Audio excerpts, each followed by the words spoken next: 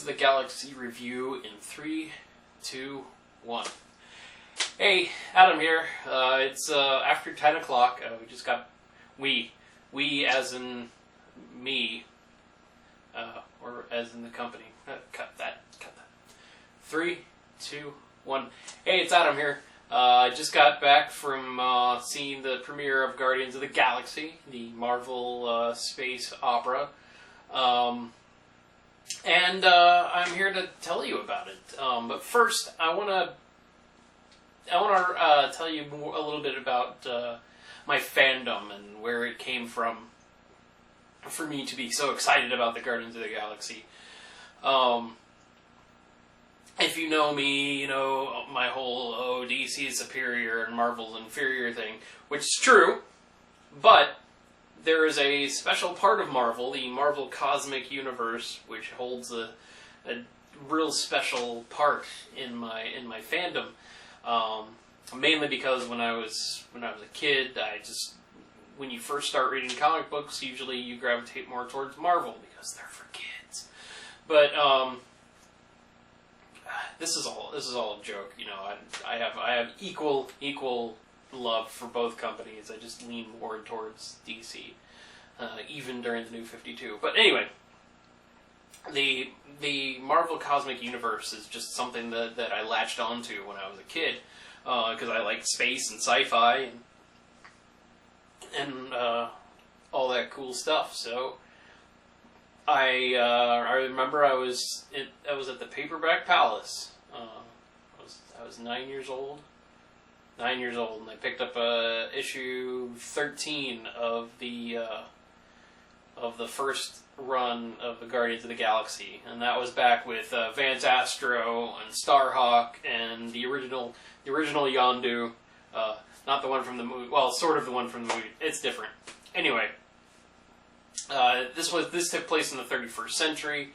I remember picking up issue 13 because it had future Ghost Rider, and you know, 9-year-old kid into comic books in the 90s, early 90s. It was the late 80s. Where's the time gone?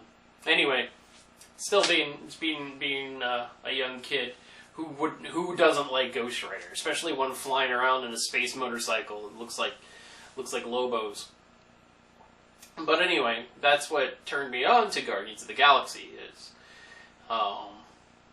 Vance Astro was a clone of Captain America, so it's Captain America in space, and it had all these unconnected characters from the Marvel universe. Fast forward 2 years later, I was in a department store in West Virginia, and I saw it was issue 3 of the Infinity Gauntlet.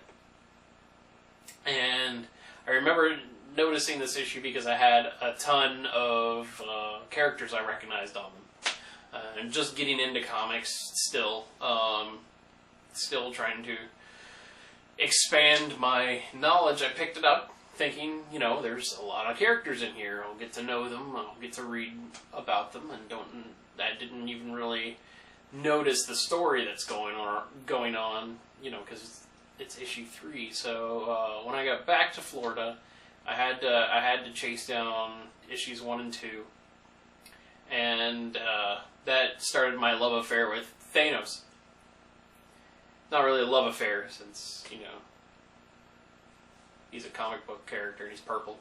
Anyway, I don't know why. I don't know why I really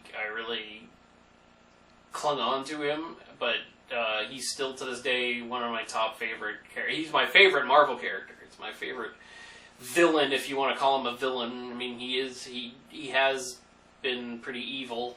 He has been redeemed a few times, but he's still been evil. But he's just a badass, and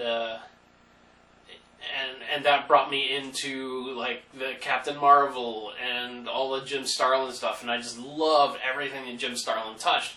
Adam Warlock, Nova, all the Infinity stuff with Nebula and Moondragon and the Infinity Watch and all that stuff, and that is really what got me into the whole cosmic universe. And then the mid-90s and late 90s, it kind of died out for a while.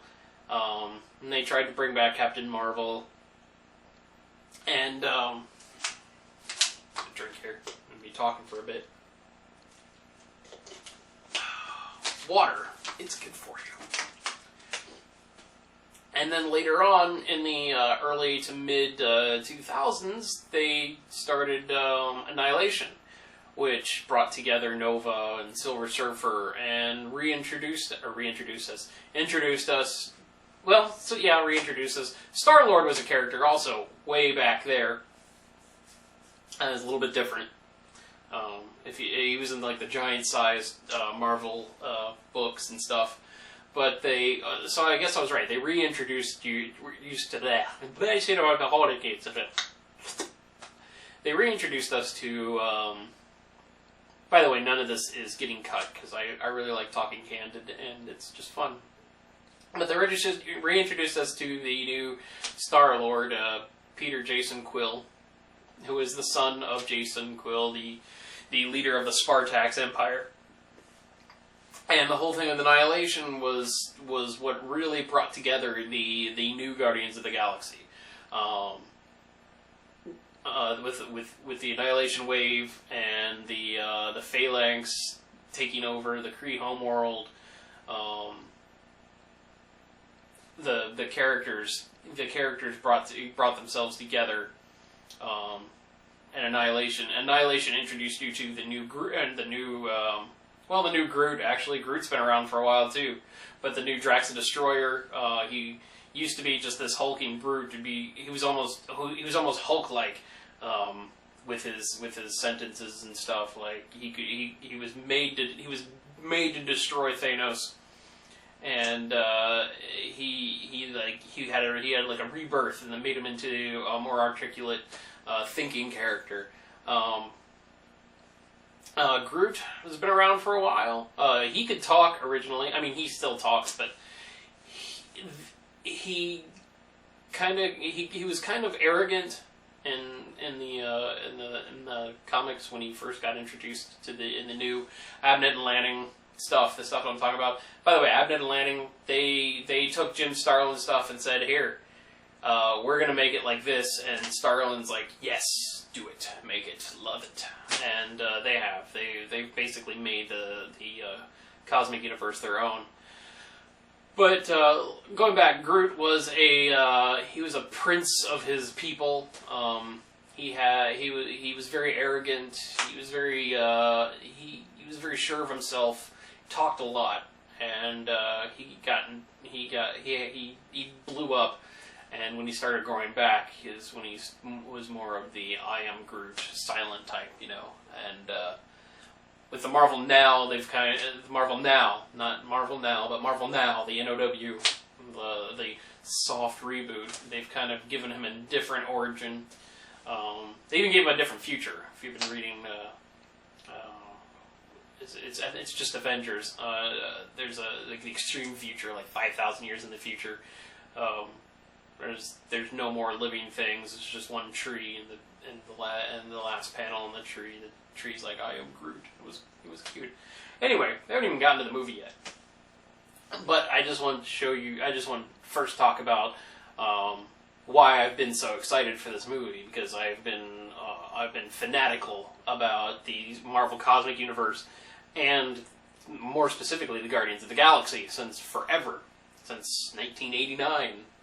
Here's 89, it's 2014, put them together and you get me. No. Anyway. The movie is, in my opinion, the best Marvel movie out there. I can see a lot of people are going to disagree because it doesn't have the strength, the oomph, that Winter Soldier had, and Winter Soldier is up there. It's number 2, and well, now it's number 3 on my top Marvel movies. But it is it is a damn good movie. Chris Pratt is unbelievably awesome, and it begins so super sad, and at the same time, just a couple minutes later during the opening credits, you're cheering them on and laughing like crazy. I mean, it's great. Zoe Saldana as Gamora is kind of a pullback on Gamora. She's a real extreme character.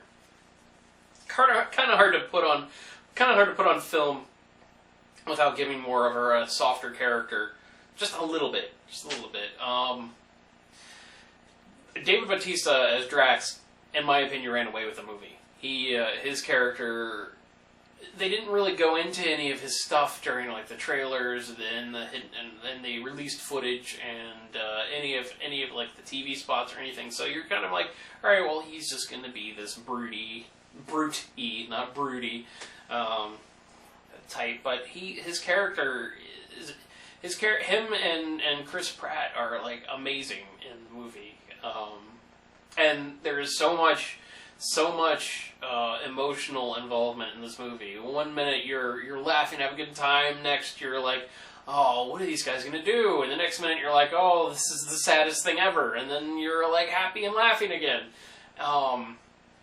It's incredible adventure. It's like James Gunn decided, hey, there hasn't been a good space opera since the original Star Wars movie.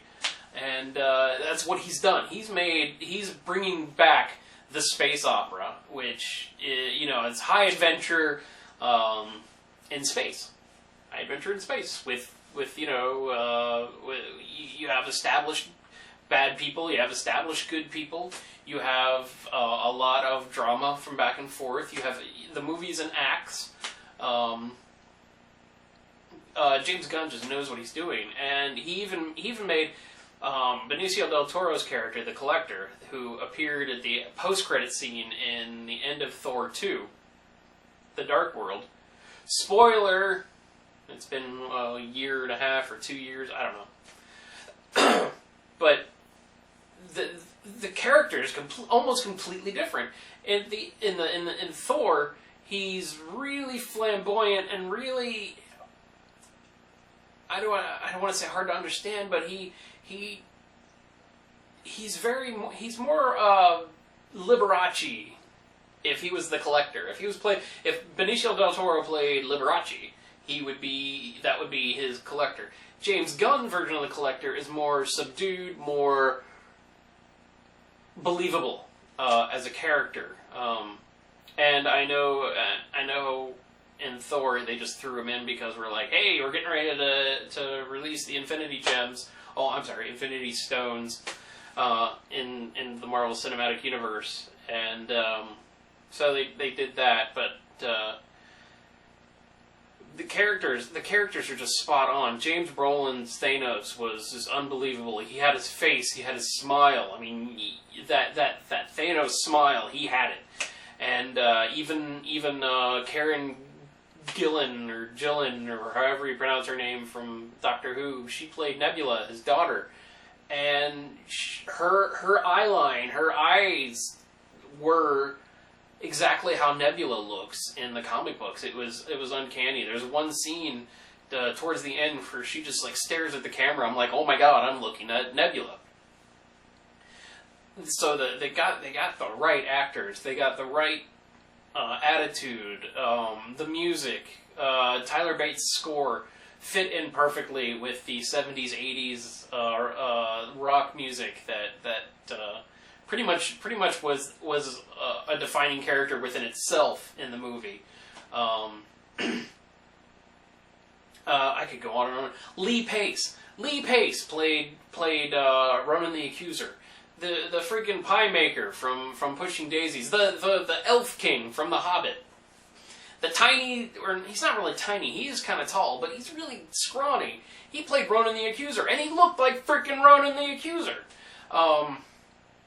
That's another issue, though, I have. There's a little issue, mainly fandom issue.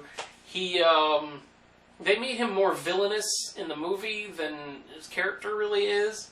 I guess to throw off the idea of the main villain, kind of like with Loki in the Avengers. He's still part of the Kree Empire, but his soldiers and stuff, they were not Kree. I don't know what they were supposed to be, but they were not Kree. I kind of frowned at that, but I got over it. It's just me being a picky fan. I would love to see the Kree Empire. I would love to see the Supreme Intelligence, but I don't think that's going to happen. There have been rumors. I don't know if it's true that the Richard Rider Nova and Adam Warlock are going to be involved in the second one. There is a second one. In fact, at the end, it said the Guardians of the Galaxy will return. So even if it didn't do well, they were going to make another one. But this is going to do well. This is going to skyrocket. This is a Marvel masterpiece. This is a movie masterpiece. This is a reboot to the world of space opera, of high fantasy sci-fi, and I can't talk enough about this movie. There's so many hidden things in the movie. He's not hidden. You can find Cosmo the dog. He doesn't talk, and that kind of made me sad. But it still made Cosmo still made an appearance. They did show an actual Celestial that blew my mind. Not just the head, not just into the nowhere head. They actually showed past footage of a Celestial. There is profanity in the movie, more than I expected.